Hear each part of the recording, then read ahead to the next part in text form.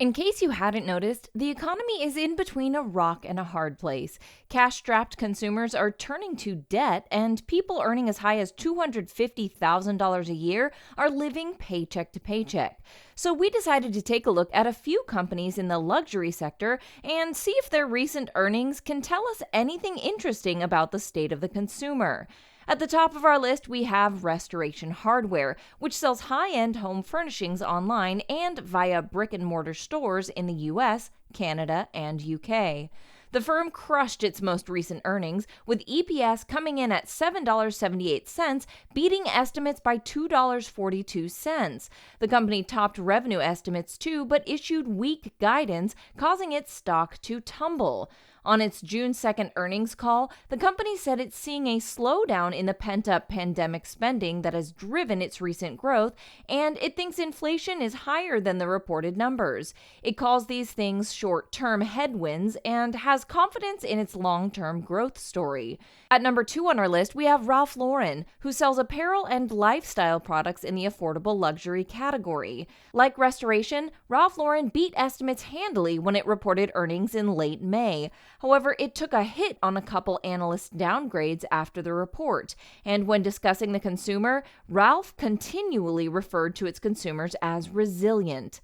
Tapestry comes in at number 3 and is the parent company of 3 major luxury brands, Kate Spade, Coach, and Stuart Weitzman. And just like Restoration, Tapestry beat profit and revenue estimates for its fiscal Q2 2022 earnings, but reported relatively weak guidance. And when talking about the consumer, Tapestry made a few observations on an investor call in early May.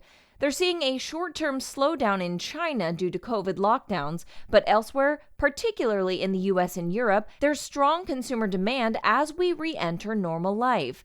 They see their consumers as young and looking to engage with the company's brands and not being fazed by recent price increases. So the bottom line is this. Our sample of the luxury landscape revealed 2 major themes.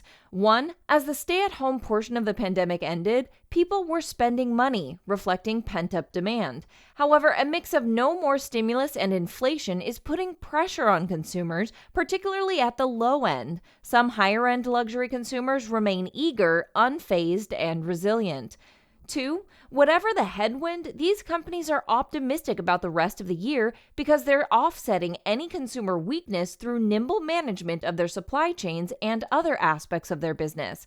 What's happening now, they say, reflects little more than short-term obstacles to long-term narratives that remain intact. That's all we have time for today on The Juice. Click follow and subscribe to The Juice email for your daily dose of market minerals.